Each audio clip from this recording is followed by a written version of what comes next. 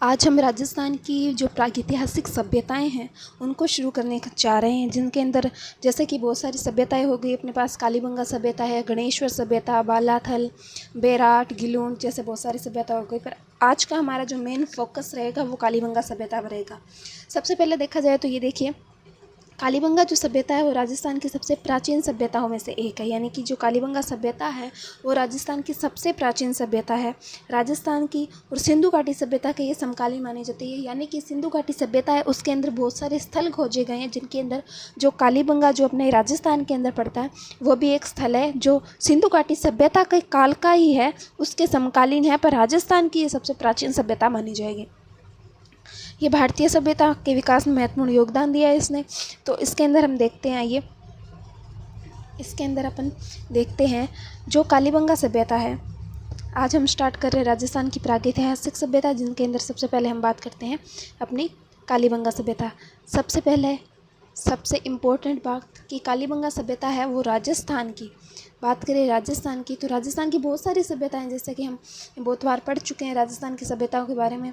तो राजस्थान की जो कालीबंगा सभ्यता है वो सबसे प्राचीन सभ्यता, जो राजस्थान की सबसे प्राचीन सभ्यता मानी जाती है वो है कालीबंगा सभ्यता। अब ये कालीबंगा, तो कालीबंगा जैसे कि इसके नाम से स्पष्ट हो रहा है कि काले रंग की चूड़ियाँ, इसका शाब्दिक अर्थ क्या होगा? इसका शाब्दिक अर्थ जो कालीबंगा का शाब्दिक अर्थ होगा, शाब्दिक अर्थ है वो क्या होगा? काले रंग की चूड़ियाँ। यानी कि ये क्षेत्र जो हम देख रहे हैं, कालीबंगा जो क्षेत्र है वो अपने राजस्थान के अंदर पड़ रहा है। और राजस्थान के कौन से क्षेत्र के अंदर पड़ रहा है?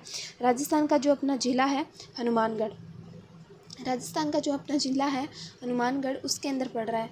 और ये अपना एरिया टच करता है लगभग थोड़ा बहुत पंजाब से। यानी कि ये मिक्सअप है। काली यानी कि काला कलर हो गया, बंगा पंजाबी में पंगा बोलते हैं। पंजाबी में बंगा जो शब्द है वो चूड़ी को बोला जाता है, इसलिए इसका शाब्दिक अर्थ क्या हो गया? काले रंग की चूड़ियाँ। काले रंग की चूड़ियाँ क्या होता है?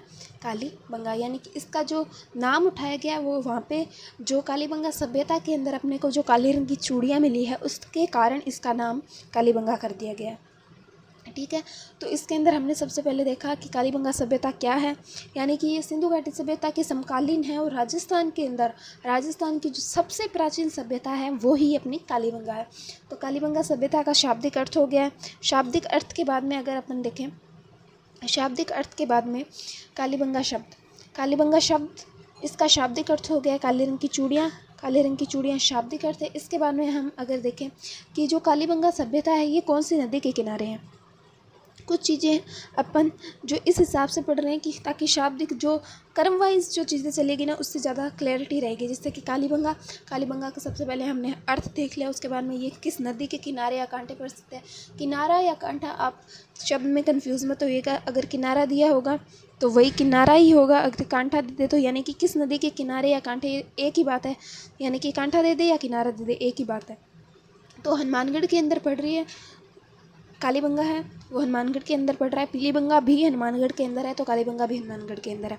तो जो नदी कौन सी है? ये घग्गर नदी वर्तमान में बह रही है, घग्गर नदी। और इसका प्राचीन नाम क्या था? इसका प्राचीन नाम था सरस्वती नदी। यानी कि आपको ऑप्शन में सरस्वती नदी भी दिया जा सकता है। ये बहुत बार कन्फ्यूजन से बात हो जाती है कि घग्गर नदी था आंसर तो और सरस्वती था उसके अंदर ऑप्शन में, तो उत्तर क्या होगा? यानी कि ये अब है घग्गर नदी, इसका नाम प्राचीन नाम इसका सरस्वती नदी रहा है।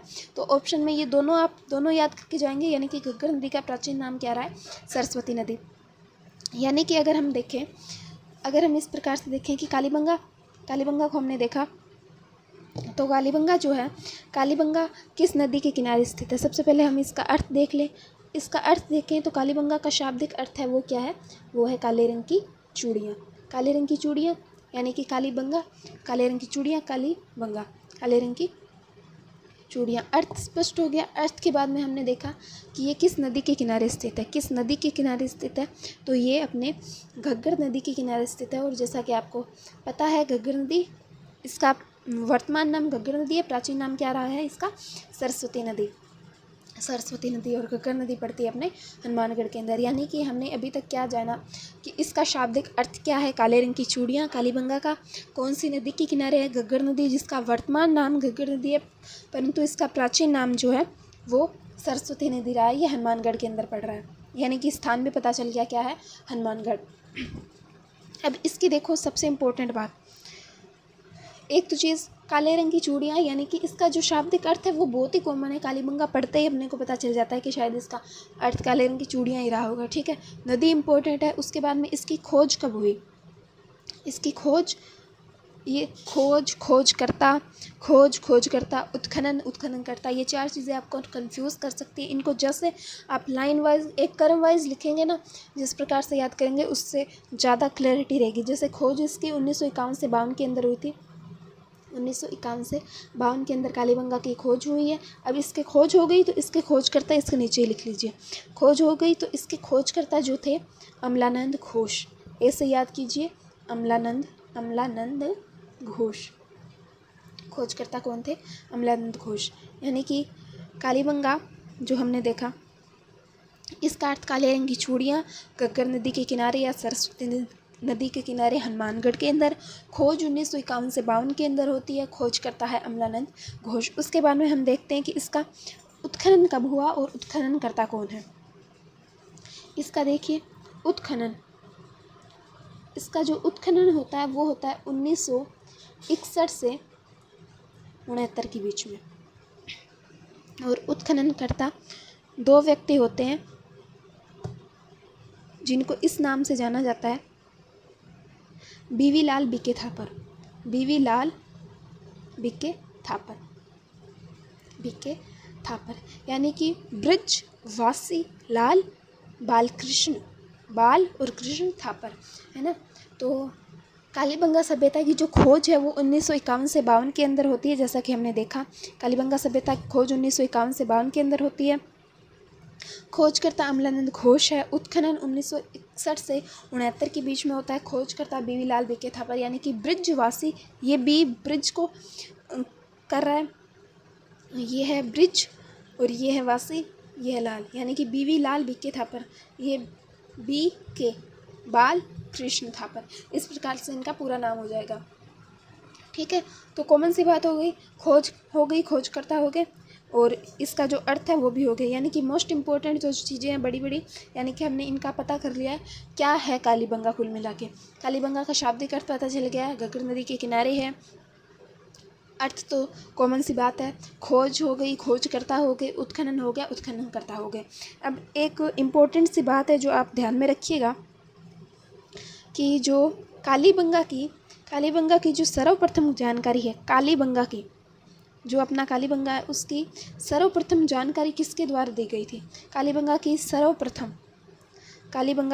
सर्वप्रथम जो जानकारी है वो अपने लुइस पियो टेस्सेटोरी के द्वारा दी गई थी। ये नाम नोट कीजिएगा, लुइस पियो टेस्सेटोरी के द्वारा सर्वप्रथम कालीबंगा की जानकारी दी गई थी, टेस्सेटोरी। ठीक है, लुइस पियो टेस्सेटोरी के द्वारा कालीबंगा की सर्वप्रथम जानकारी दी गई थी। यानी कि ये तो हो गया मोटा मोटा विवरण। ठीक है, उसके बाद में अगर हम चलें कि हमने देख लिया कालीबंगा सभ्यता, अर्थ देख लिया, इसके किस नदी के किनारे या कांटे पर स्थित है, खोज करता, उत्खनन करता, और ये इसकी सर्वप्रथम जानकारी देने वाले बंदे का नाम भी हमने देख लिया कि ये लुइस पियो टेस्सेटोरी साहब थे। ठीक है, अब इसकी विशेषताओं के अंदर आता है कि कालीबंगा सभ्यता की विशेषताएँ क्या क्या रही है। ठीक है, विशेषताओं के अंदर आते हैं इसकी विशेषताएँ। कालीबंगा सभ्यता की हम क्या देखेंगे, विशेषताएं। अब एक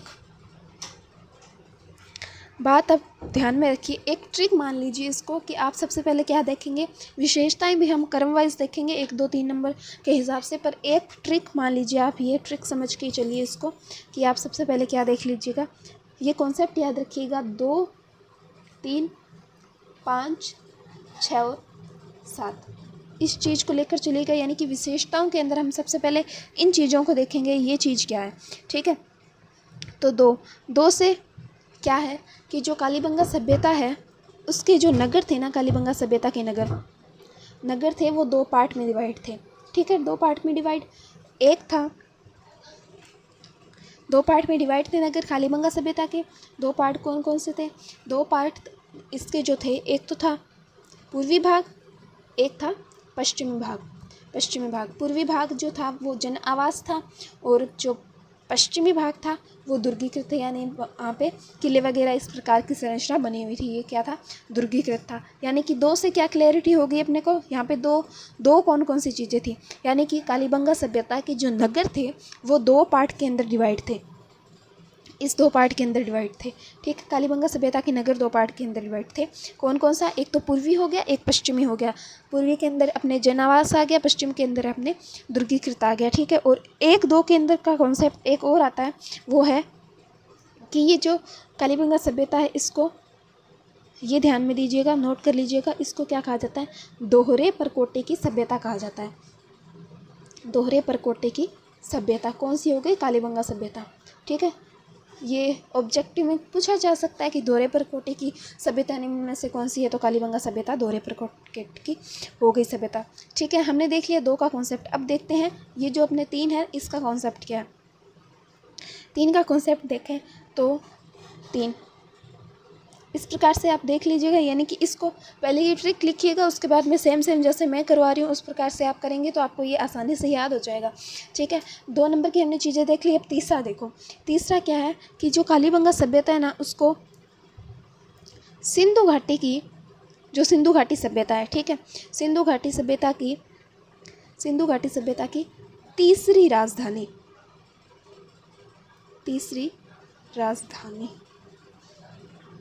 सिंधु घाटी सभ्यता की तीसरी राजधानी कहा जाता है कालीबंगा को। और ये किसने कहा? कालीबंगा को तीसरी राजधानी कहा जाता है।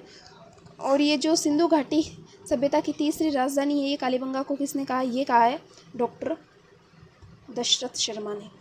ठीक है, डॉक्टर दशरथ शर्मा। ठीक, 3 नंबर का कॉन्सेप्ट अपने कंप्लीट हो गया। यानी कि अभी तक हमने देखा कि इसकी विशेषताओं के अंदर हमने जो ट्रिक देखी 2, 3, 5, 6, 7 की, तो 2 के अंदर 2 नगर, 2 पार्ट में नगर डिवाइड हो गए कालीबंगा के। ठीक है, एक आपके लिए क्वेश्चन है जो आप कमेंट बॉक्स में बताइएगा कि जो कालीबंगा सभ्यता के नगर है 2 पार्ट में डिवाइड है, लगभग जो अपने सिंधु घाटी के अंदर अपने को जो स्थान मिले उनके नगर 2 पार्ट में डिवाइड है। ऐसी कौन सी सभ्यता है, ऐसा कौन सा इसका खोजा गया स्थल है जिसके नगर 3 पार्ट में डिवाइड है, 3 पार्ट में डिवाइड है? ये आपके लिए एक क्वेश्चन है जो आप कमेंट बॉक्स में बता सकते हैं। ठीक है, तो हमने देख लिया 2, 3 का देख लिया। 5 का क्यों कॉन्सेप्ट आता है इसके अंदर, देखिए 5 नंबर पे अगर हम देखें तो ये जो कालीबंगा सभ्यता है इसके अपने को 5 स्तर मिले हैं, यानी कि 5 लेयर ऊपर से नीचे ऐसे 1, 2, 3, 4, 5 ऐसे खुदाई के दौरान मिलती है ना, इतने स्तर मिले हैं, इसके 5 स्तर मिले हैं।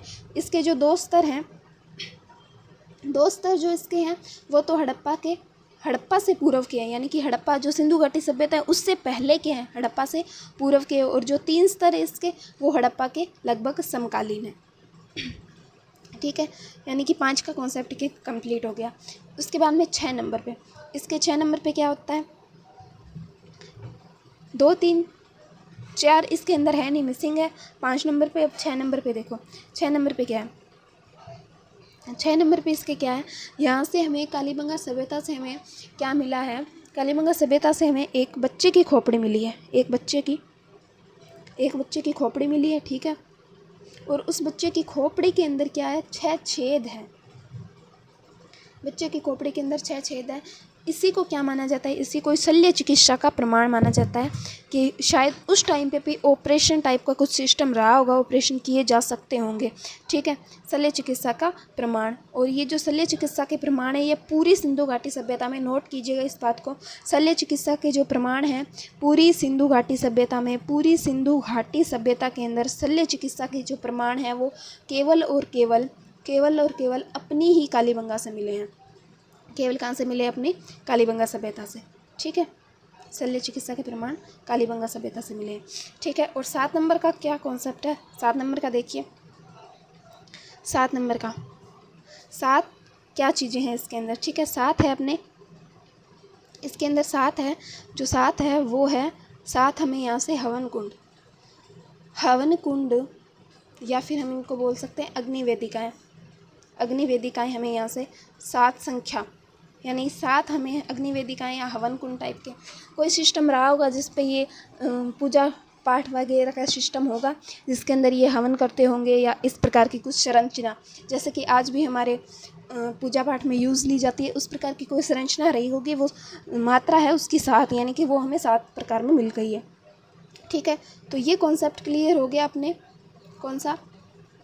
ये जो हमने अभी बताया आपको 2, 3, 5, 6, 7, ये कॉन्सेप्ट क्लियर हो गया। उसके बाद में हम इसकी जो और विशेषताएं और हमें इसके अलावा क्या क्या वस्तुएं वहाँ से मिली है वो हम देख लेते हैं।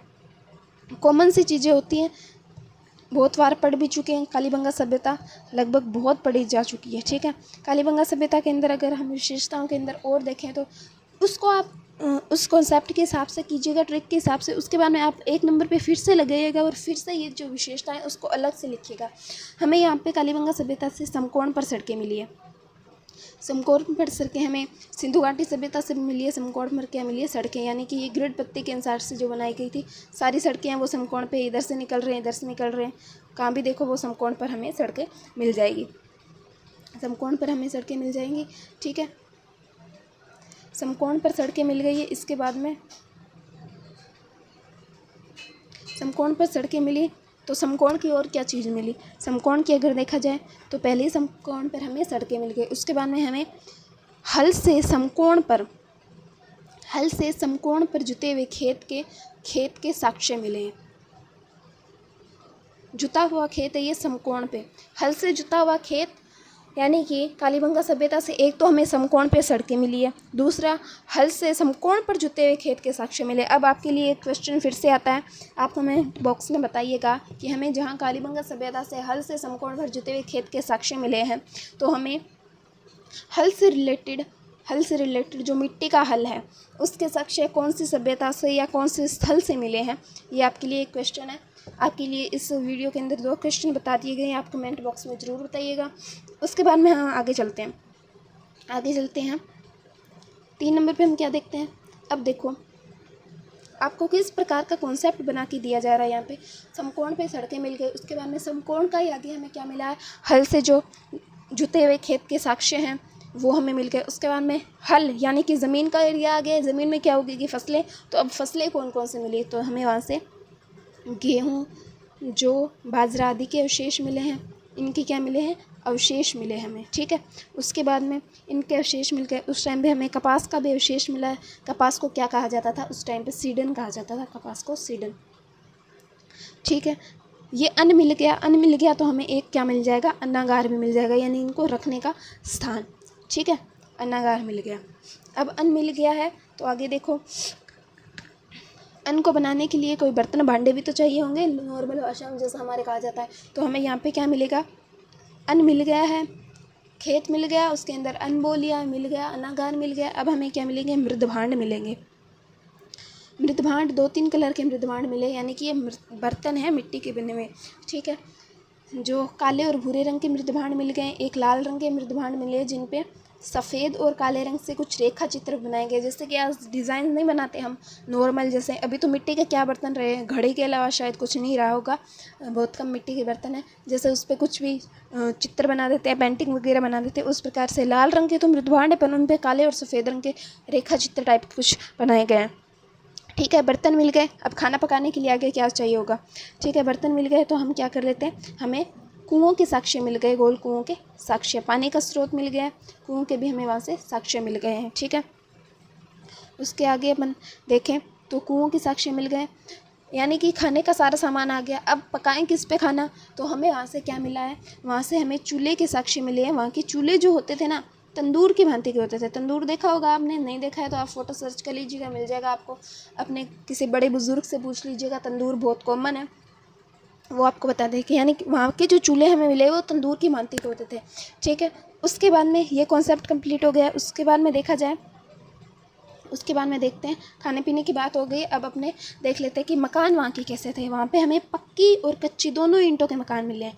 पक्की ईंटों के भी मकान मिले हैं और इसके साथ साथ कच्ची ईंटों के भी मकान मिले हैं। कच्ची ईंटों के मकान मिलने के कारण कालीबंगा सभ्यता को क्या कहा जाता है? कच्ची ईंटों के मकान मिलने के कारण कालीबंगा सभ्यता को दीनहीन बस्ती कहा जाता है, कि शायद ये गरीबों की बस्ती रही होगी, दीनहीन बस्ती। पक्की के भी मिल गए, कच्ची के भी मिल गए। अब देखो मकान बन गया है तो मकान का क्या होगा? कोई दरवाज़ा तो होगा, मकान बन गया था, यानी कि यहाँ के जो घर के जो दरवाजे थे ना, दरवाजे, यहाँ के घर के दरवाजे कैसे खुलते थे, यहाँ के घर के दरवाजे गली के अंदर खुलते थे, पीछे की ओर खुलते थे गली के अंदर, ठीक है। दरवाजे हो गए, उसके बाद में दरवाजे हो गए, उसके बाद में यहाँ पे देखें तो एक चीज़ है लकड़ी की नालियाँ, लकड़ी के दरवाजे हो गए, लकड़ी की नालियाँ हो गई। यानी कि अब एक क्वेश्चन आपके पास और आता है कि जो ये लकड़ी की नालियाँ हैं, ये हमें कालीबंगा सभ्यता से और क्या मिली है, लकड़ी की नालियों के साक्ष्य मिले हैं। तो लकड़ी की नालियों के और हमें कौन सी सभ्यता से या सिंधु घाटी के कौन से स्थान से हमें लकड़ी की नालियों के साक्ष्य मिले हैं, ये तीसरा क्वेश्चन आपके लिए आता है, आपको कमेंट बॉक्स में बताना है, ठीक है। उसके बाद में घर का सारा सिस्टम कंप्लीट हो गया। उसके बाद में हम क्या देखें, अब देखो लकड़ी की नालियाँ मिल गई, अब पशु जानवर किन को जानते थे या किन किन से साक्ष्य मिले तो वो देखते हैं। ऊँट से परिचित बताए जाते हैं ये लोग, शायद ऊँट से परिचित रहे होंगे। उसके बाद में कुत्ता पाल लेते थे, यानी कि कुत्ता तो वैसे ही मानव का पालतू पशु है, शुरू से ही रहा है, तो पहला पालतू पशु कुत्ता ही रहा है, तो कुत्ता पाल लिया। ऊँट के बारे में जानकारी मिल गई। उसके अलावा देखें, उसके अलावा अगर अपन देखें तो कुत्ता पाल लिया, ऊँट से परिचित हो गए। एक सींग वाले बैल का चित्र मिला है यहाँ से हमें, एक सींग वाले बैल का चित्र, ये बैल के साक्ष्य नहीं मिले, बैल का सिर्फ चित्र मिला है, ठीक है, चित्र मिला है। उसके अलावा हाथी दांत की कंघी है, ये चूड़ी नहीं है, ये इंपॉर्टेंट है कि लगभग हमने हाथी दांत की चूड़ियाँ ही नाम सुना है तो वो कंफ्यूज हो जाते हैं हम, ठीक है। तो ये क्या है, हमें यहाँ से हाथी दांत की कंघी के साक्ष्य मिले, हाथी दांत की कंघी, ठीक है, हाथी दांत की कंघी मिल गई है। इसके बाद में हमें क्या मिला, यहाँ से हाथी दांत की कंघी मिल गई है। उसके बाद में हमें एक नृत्य करते हुए पक्षी की क्या मिली है, मृण मूर्ति यानी कि मिट्टी की मूर्ति। मृण से ऐसा मत सोचना कोई मृणिया मोती होगा भाई हमारे तो यहाँ पे, तो वो ऐसा कुछ नहीं है, यहाँ पे मृण मूर्ति यानी कि ये मिट्टी की मूर्ति है, ठीक है। उसके बाद में हम देखें, ये पशु पक्षी सारे ख़त्म हो गए, ठीक है। उसके बाद में पूजा का क्या क्या सामान मिला है, तो हमें यहाँ से क्या मिला है, हमें यहाँ से स्वास्तिक का चिन्ह मिला है, स्वास्तिक का चिन्ह, अपनी भाषा में बोला तो साखियो, समझ लियो, स्वास्तिक का चिन्ह मिला है हमें यहाँ से। स्वास्तिक के चिन्ह के हमें क्या मिले, अवशेष मिले, पूजा के टाइम पे यूज़ होता होगा। उसके अलावा बलि प्रथा का भी प्रमाण मिला है। सिंधु घाटी सभ्यता में अगर आपको याद हो तो बलि प्रथा के प्रमाण के रूप में एक हमें इस प्रकार का चित्र मिला था कि एक व्यक्ति खड़ा है, उसके पास में कोई जानवर खड़ा है और उसके हाथ में कोई हथियार है, यानी कि वो उसको शायद मार रहा होगा, बलि दे रहा होगा, इस प्रकार का चित्र मिला है। बलि प्रथा की हमें क्या मिले हैं, यहाँ पे प्रमाण मिले हैं। उसके बाद में देखा जाए तो यहाँ पे हमें वो स्नानागार, ये वही स्नानागार होगा जो सिंधु घाटी सभ्यता का सबसे फेमस स्नानागार पूजा के लिए यूज़ होता था। उसके अलावा हमें यहाँ पे क्या मिला है, उसके अलावा हमें यहाँ पे मिला है वो है कालीबंगा सभ्यता के अंदर हमें क्या मिले हैं, भूकंप के अवशेष मिले हैं। भूकंप के अवशेष जो हड़प्पा सभ्यता थी या सिंधु घाटी सभ्यता थी, उसके यानी कि उसके पतन के, विनाश के बहुत सारे कारण बताए जाते हैं। किसी ने कहा कि शायद बाढ़ से प्रभावित हुआ होगा, बाढ़ से ख़त्म हो गई होगी। हमें कालीबंगा से भूकंप के अवशेष मिलने तो माना जा सकता है कि शायद भूकंप से ये सभ्यता ख़त्म हुई होगी। तो अब ये मोस्ट इम्पॉर्टेंट बात कि भूकंप के अवशेष पूरी सिंधु घाटी सभ्यता में सिर्फ और सिर्फ अपने कालीबंगा से ही मिले हैं। यानी कि देखो भैया अपनी कालीबंगा कितनी फेमस है, 3-4 चीज़ें जो सिर्फ हमारे कालीबंगा में मिल रही है, ठीक है। उसके बाद में यहाँ पे क्या मिलता है, उसके बाद में हमें यहाँ पे एक चीज़ और मिलती है कि एक हमें ना सिक्का मिलता है, सिक्का।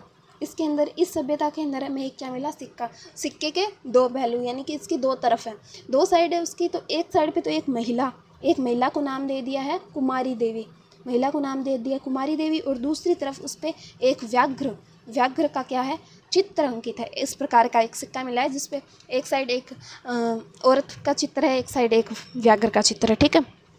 उसके अलावा हमें यहाँ पे और क्या मिला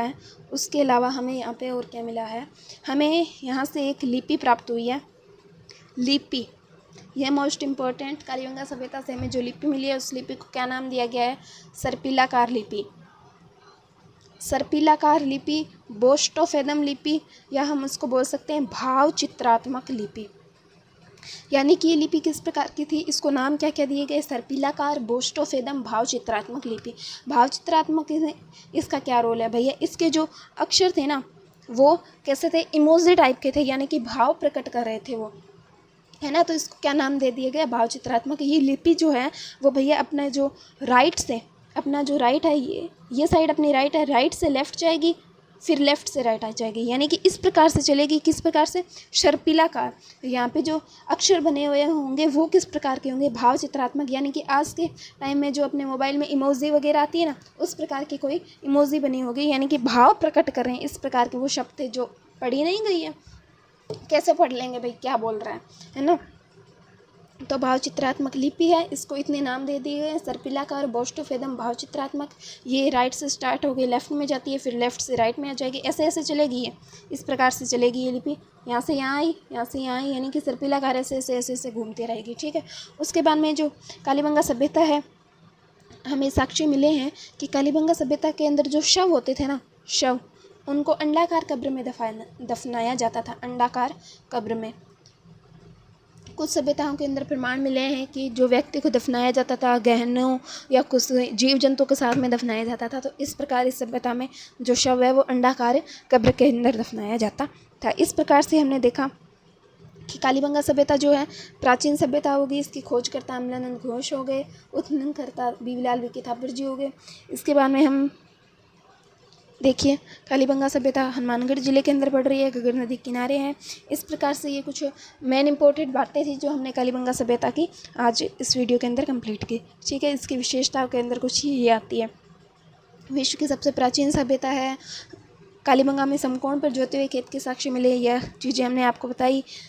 इसका कालीबंगा का नाम बड़ा, मिट्टी की चूड़ियाँ थी, कालीबंगा काले रंग की चूड़ियाँ हो गई। इस प्रकार से टोटल मिला के हमने ये पता चला कि कालीबंगा सभ्यता का अर्थ क्या है, कालीबंगा का अर्थ क्या है, इसकी खोज उत्खनन किसने किया, इसकी मोस्ट इम्पोर्टेंट विशेषताएं क्या है, ठीक है। तो इस प्रकार से हमारी कालीबंगा सभ्यता ख़त्म हो गई। आगे के वीडियो में हम आगे की सभ्यताओं के बारे में बात करेंगे। एक इम्पोर्टेंट बात थी जो आपको बतानी थी वीडियो के माध्यम से। कुछ समय से इस चैनल में वीडियो नहीं आ रही है, इसका कारण आपको पिछले वीडियो में सर ने बताया भी होगा कि हम एक अलग चैनल के लिए कोशिश कर रहे थे बनाने की आपकी सुविधा के लिए। तो हमें आपको बताते हुए खुशी हो रही है कि AI स्टडीज़ नाम से हमारा चैनल जो नया है वो आ चुका है। तो आप उस पर जाइए, देखिए, आपको अगर अच्छा लगे तो लाइक शेयर कमेंट कीजिए। Thank you.